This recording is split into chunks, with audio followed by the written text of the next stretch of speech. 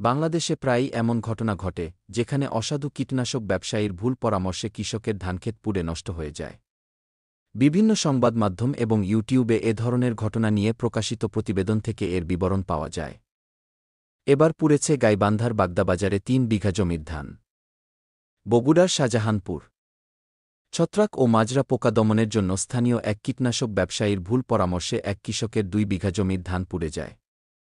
চাঁপাইনবাবগঞ্জের নাচোল এক বর্গাচাষীর প্রায় ৭.৫ বিঘা আমন ধান কীটনাশকের ভুলে নষ্ট হয়ে যায়। এ ঘটনায় কৃষক ও ডিলার পরস্পরকে দোষারোপ করেন। নীলফামারীর ডোমার এক কীটনাশক বিক্রেতার ভুলে এক বর্গাচাষীর ২ বিঘা জমির ধান পুড়ে নষ্ট হয়ে যায়।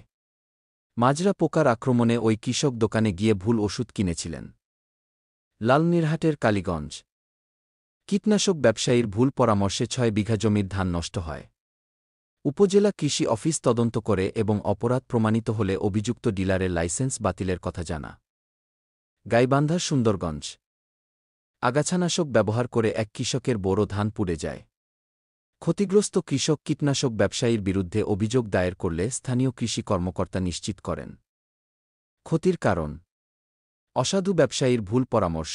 অধিকাংশ ক্ষেত্রেই দেখা যায় কৃষকেরা স্থানীয় কীটনাশক বিক্রেতার পরামর্শ মেনে চলেন। কিছু অসাধু ব্যবসায়ী অতিরিক্ত লাভের আশায় ভুল কীটনাশক বা মাত্রাতিরিক্ত কীটনাশক ব্যবহার করতে পরামর্শ দেন, যার ফলে এমন